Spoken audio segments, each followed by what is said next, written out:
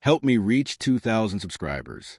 When Emma said it, her voice was steady, too steady. We were sitting at the kitchen table, the same one where we used to dream about vacations we couldn't afford and laugh over burnt dinners. But that night, there was no laughter, only a heavy silence that seemed to press against the walls. She placed her coffee cup down, met my eyes, and said, "The intimacy between us is gone. I think we should open a relationship." For a moment, I honestly thought she was joking. My mind refused to accept it. But then I saw it. The flicker of guilt in her eyes. The kind that comes when you know what you're doing is wrong, but have already convinced yourself it isn't. I didn't yell. I didn't ask who. I just sat there, looking at the woman I had built my life around, realizing somewhere between long workdays and quiet nights, we'd let something fade. She waited for me to react, anger, denial, something, but all I said was, "Okay?" It wasn't defeat. It was clarity. The kind that comes when a storm finally passes and you can see what's been broken all along. Her eyes widened. "Wait, you're not angry?" I gave a short, strange laugh that didn't sound like my own. "Emma, if you need someone else to feel what we used to feel, then maybe you should go find it." She frowned. "You're saying that like it doesn't matter to you." "It does," I told her, "just not the way you think." For years, I had been the one holding everything together, apologizing for things I didn't do, trying to fill the emptiness she never explained. I thought love was about endurance, about holding on through every storm. But maybe love is also knowing when you're the only one still holding on. That night, she packed a small bag. No tears, no pleading. She kissed my cheek, polite, distant, and said, "This doesn't mean I don't love you." I nodded. "It just means you love yourself more right now." When the door closed behind her, the silence didn't hurt. It felt freeing. For the first time in years, I wasn't walking on eggshells or begging for affection. I was just me, and that was enough. The next few days were quiet, eerily so. I went to work, came home, cooked dinner, watched our usual shows, and tried not to look at the empty chair across from me. Funny how quickly you get used to the absence of someone you thought you couldn't live without. Emma texted a couple of times, short, polite check-ins. "Hope you're eating well. Don't forget to water the plants." Nothing that sounded like regret. Nothing that sounded like love. I didn't ask where she was or who she was with. I didn't need to. The distance between us wasn't measured in miles anymore. It was in the things we no longer said.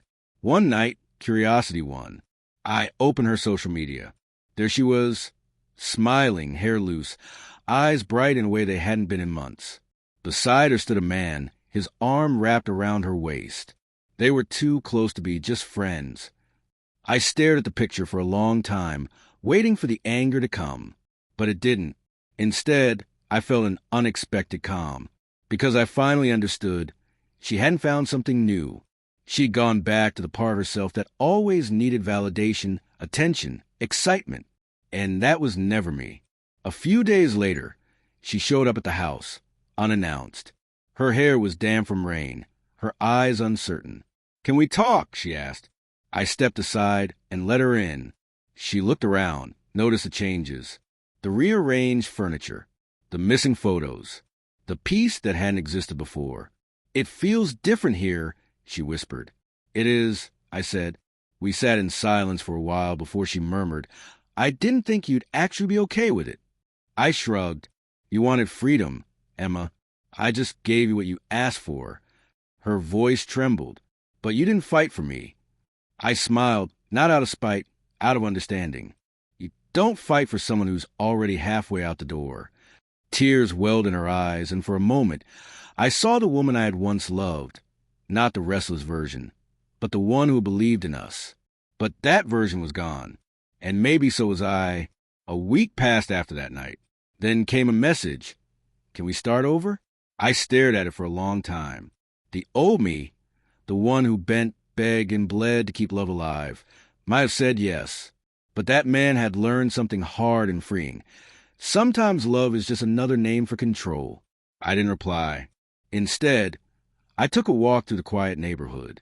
The air was cool. For the first time in years, my mind wasn't tangled in what-ifs. I'd stopped waiting for closure, And maybe that was closure.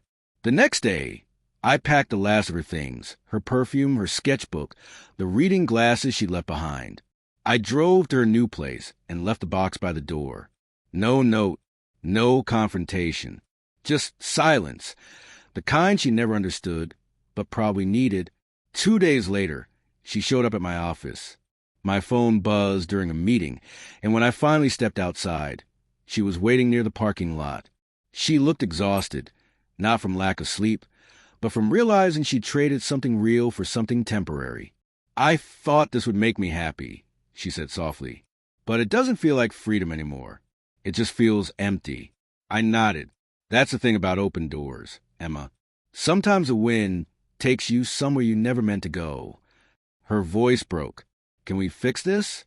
I took a breath, searching for any part of the man who once couldn't imagine life without her. But he wasn't there anymore. "No," I said gently. "We can't fix something you chose to break." She wiped her tears and looked at me as if memorizing the face of the man she once took for granted. And maybe that's what hurt most, not losing me, but realizing I wouldn't chase her this time. As she walked away, I didn't feel anger or victory. Just peace, the kind that comes when you finally choose yourself. When I got home, I deleted her contact and sat in the quiet, realizing something I wish I'd learned years ago. Love doesn't die when someone leaves. It dies when you stop respecting yourself just to keep them. That night, I slept like a man who had finally let go.